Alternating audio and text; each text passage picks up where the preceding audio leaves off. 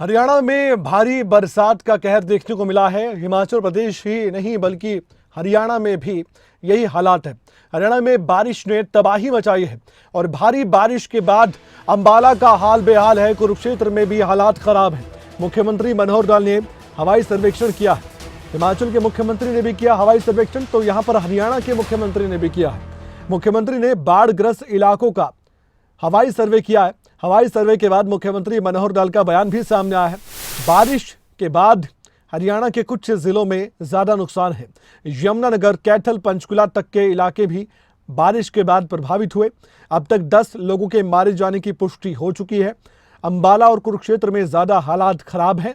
यहां तक कि बारिश थमने के बाद भी ये सब कुछ देखा गया है। औसत से ज्यादा बारिश की वजह से हरियाणा के कुछ जिलों में नुकसान झेलना पड़ा है। कुरुक्षेत्र के ग्रामीण इलाके और अंबाला शहर के इलाकों में सबसे ज्यादा नुकसान झेलना पड़ा है। यमुनानगर, कैथल, पंचकुला तक के इलाकों में बरसात की वजह से प्रभावित हुए लोग। राहत की बात है कि अब पानी धीरे धीरे आगे बढ़ रहा है। ऐसे में जींद, फतेहाबाद, फरीदाबाद, पलवल, सिरसा जैसे जिलों को अलर्ट मोड पर रखा गया है। जहां पर जरूरत हो वहां पर एनडीआरएफ, आर्मी की टीम लगाई गई है। अब तक 10 लोगों के मारे जाने की पुष्टि हुई है। इसके अलावा पशुधन और मकानों पर भी बारिश और पानी का ज्यादा प्रभाव देखने को मिला। सभी जिला उपायुक्तों को बारिश की वजह से हुए नुकसान का असेसमेंट कर रिपोर्ट भेजने को कहा गया और साथ ही मृतकों के परिजनों के लिए भी राहत राशि का ऐलान किया गया है। मुख्यमंत्री मनोहर लाल ने 4 लाख रुपए के मुआवजे की घोषणा की है। मृतकों के परिजनों के लिए जिन मकानों को नुकसान पहुंचा है उनको डिजास्टर रिलीफ फंड या फिर डॉक्टर अंबेडकर आवास नवीनीकरण योजना के तहत सहायता राशि भी दी जाएगी। आम नागरिकों तक योजना ये पहुंचाई जाएगी। भोजन, पानी और पशुओं के लिए चारा करवाया जा रहा है मुहैया और साथ ही नाव के साथ साथ आज से एयरफोर्स के हेलीकॉप्टर के जरिए भी गांव-गांव तक पहुंचाया जाएगा भोजन, जो कि बहुत जरूरी भी था। हरियाणा में आफत की बारिश ऐसी बरसी है जिसके बाद तो जो भी तस्वीरें सामने आ रही है वो बेशक देखने में आपको आम लगे, लेकिन जो इससे दो चार हो रहे हैं उनकी आप बीती, उनकी जुबानी भी हमने सुनी। लेकिन हालात कितने खराब है इसका अंदाजा एक और खबर से लगाइए। अंबाला में भारी बरसात हुई, हालांकि उसके बाद धूप भी आई, लेकिन हालात अभी भी खराब है। बारिश के बाद बाढ़ जैसे हालात पैदा हो गए हैं। अंबाला में पानी में हरियाणा के गृह मंत्री अनिल विज का घर भी डूब गया। गृह मंत्री अनिल विज के घर में पानी भरा दिखाई दिया है। ये तस्वीरें आप देख सकते हैं। लगातार बारिश के बाद हरियाणा के गृह मंत्री अनिल विज के अंबाला के आवास पर भी पानी नजर आया। पानी का स्तर लगभग 4 फीट तक बढ़ गया है, जिससे कई घरों में पानी दिखाई दे रहा है। अनिल विज और उनके परिवार को सुरक्षित पास के एक होटल में ले जाया गया है। भारी बारिश के कारण हरियाणा में बड़े पैमाने पर बाढ़ आ गई है। कई जिले प्रभावित हैं। राज्य सरकार ने अंबाला, कुरुक्षेत्र और करनाल जिलों में आपातकाल की स्थिति घोषित कर दी है। अनिल विज ने प्रभावित इलाकों का दौरा किया है, राहत बचाव कार्यों की समीक्षा की है। अधिकारियों को यह सुनिश्चित करने का निर्देश दिया है कि सभी प्रभावित लोगों को भोजन, आश्रय और चिकित्सा सहायता प्रदान की जाए। बारिश कुछ और दिनों तक जारी रहने की उम्मीद भी है, आशंका है और राज्य सरकार हाई अलर्ट पर है। सरकार ने लोगों से निचले इलाकों से दूर रहने और अधिकारियों के निर्देशों का पालन करने की भी अपील की है। लेकिन ये तस्वीरें बताती है कि जब मंत्री का घर भी इस बाढ़ से अछूता नहीं रहा तो आम आदमी के तो क्या ही कहने। ये हालात बद से बदतर होते जा रहे हैं। यहाँ टांगरी नदी भी है, यहाँ पर मारकंडा नदी का पानी भी जो कुरुक्षेत्र को भी काफ़ी ज़्यादा प्रभावित कर रहा है।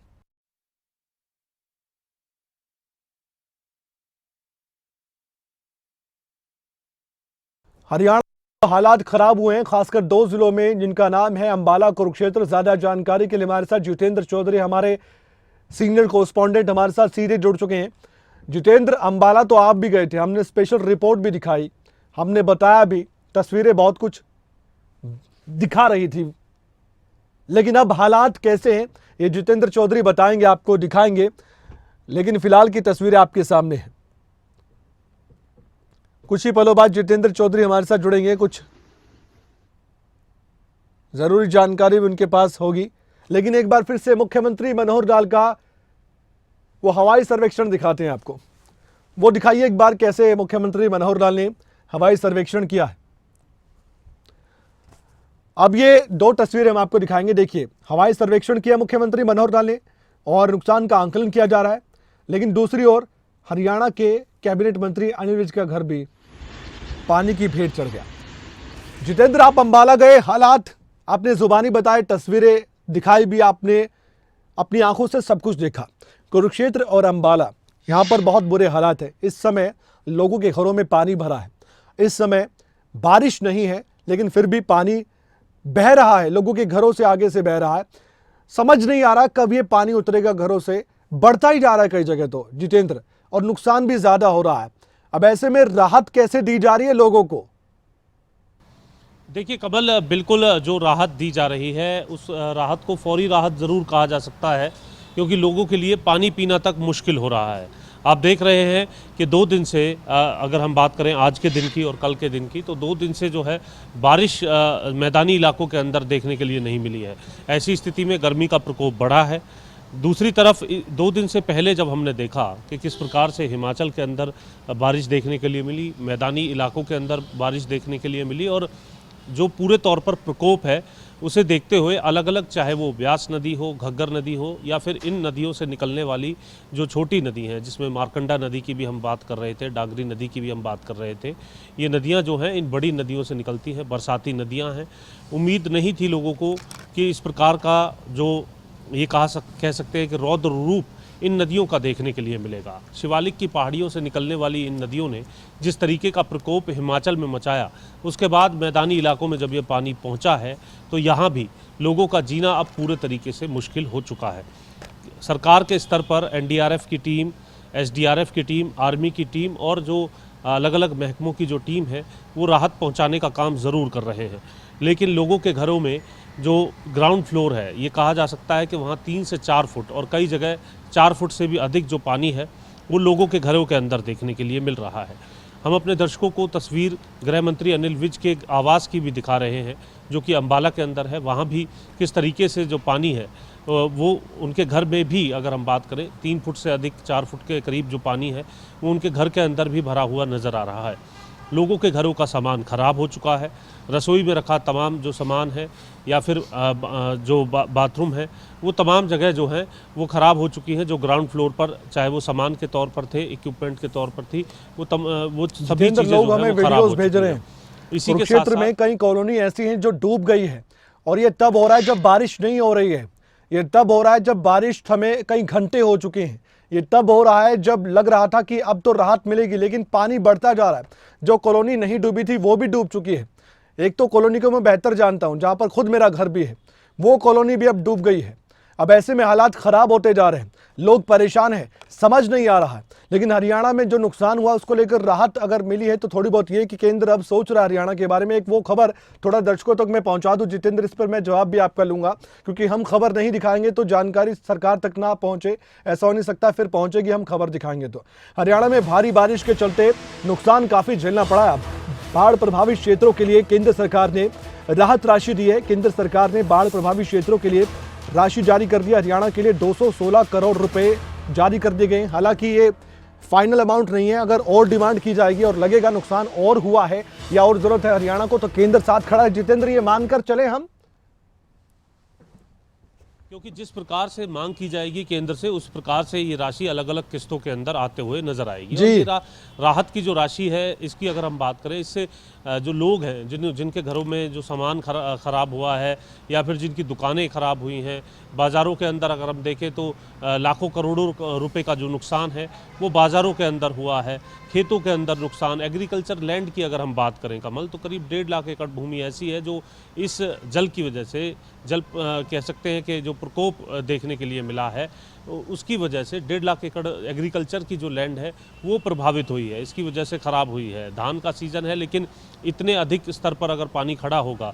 अभी कुछ ही देर पहले भूपेंद्र हुड्डा की भी तस्वीरें आई हैं कुरुक्षेत्र का, क्योंकि आपने जिक्र किया कमल, भूपेंद्र हुड्डा भी कुरुक्षेत्र के अंदर जो है जायज़ा लेने के लिए पहुंचे थे बाढ़ प्रभावित क्षेत्र का, क्योंकि तमाम जो नेता हैं वो लोगों को दिलासा देने के लिए पहुंच रहे हैं, और दिलासा देने के अलावा और कुछ है भी नहीं, क्योंकि पानी और राशन भले ही उनकी कुछ घंटों की जो मांग है उसे पूरा कर सकता है, जो ज़रूरत है उसे पूरा कर सकता है, लेकिन जो नुकसान हुआ है घरों के अंदर और जिस जीवन को वो जी रहे हैं, तमाम लोग भले ही हमें इस वक्त अपने टेलीविज़न स्क्रीन पर जो देख रहे हैं वो इस बात को समझ सकते हैं कि वो एक पूरे तरीके से वातानुकूलित कमरे के अंदर हो सकते हैं, जहां पंखा हो सकता है, बिजली हो सकती है। ये तमाम चीज़ें अगर 2 दिन के लिए किसी के पास ना हो, खाने के लिए पर्याप्त जितेंद्र, एक बात और भी है, सामग्री है, अब बेशक बारिश नहीं हो रही है कई जगह पर, लेकिन जो पानी भरा है वो पानी बीमारियां पैदा कर सकता है। धूप जब पड़ती है उस पानी पर जो खड़ा होता है किसी कॉलोनी में, तो बहुत दुर्गंध आती है, वहां पर बैठ पाना, चलना, रहना बहुत मुश्किल हो जाता है।